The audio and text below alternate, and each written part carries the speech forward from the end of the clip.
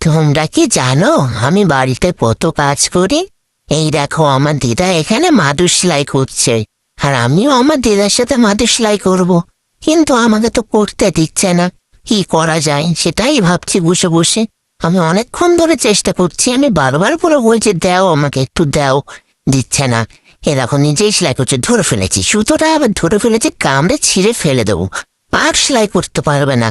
তারপরে আমাকেই দিতে হবে। কোন দিক দিয়ে রো বাচ্চা দেখি তো। বাবা ওদিক থেকে ঢুকিয়ে দিল, আবার ওদিকে ঢুকিয়ে দিল।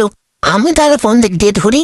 আমি তাহলে এবার ভাবছি ওপর থেকেই ধরবো। একবার আসুক সুতোটা, সুতোটা আসার সঙ্গে সঙ্গে ধরেই এক কামড় দিয়ে ছিঁড়ে ফেলবো। পারবে না সেলাই করতে। দেখি তো কি করছে ওখানে আবার। ওহো, ওদিক থেকে আবার ঢুকাচ্ছে। হাতটা দিয়ে দেখি, দাঁড়াও কোথায় গেল। এইটা, এই পেয়েছি, ছিঁড়ে দেবো, কামড়ে দেবো। এবার কামড়ে ছিঁড়েই দেবো। ঠুর হলো না, আবার ঢোকাচ্ছে। এবার একটু দেখতে হবে কোথা দিয়ে ঢুকিয়ে কোথা দিয়ে বের করছে, তাহলে সেই হিসাবে আমার কাজটা করতে হবে। তখন থেকে বলছি আমি করে দাও, দিচ্ছে না। পারে নাকি, বয়স হয়ে গেছে। দাও আমাকে দাও, আমাকে দাও, আমি করে দিই, আমাকে দাও, দাও।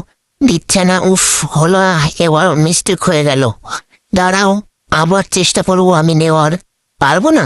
এদিক দিয়ে একটু হাত দিয়ে দেখি তো, দেখি পারি কিনা। না, পারছি না। এবার তাহলে ওদিক দিয়ে হাত দিয়ে দেখতে হবে।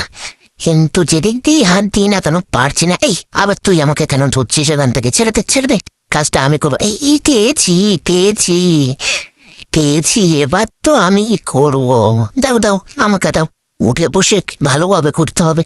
উফ, আমাকে শুইয়ে কেন দিচ্ছ? আমি শোবো না, আমি উঠে বসবো। হ্যাঁ, বা সরিয়ে দিচ্ছে ধাক্কা দিয়ে। আচ্ছা মুশকিল তো।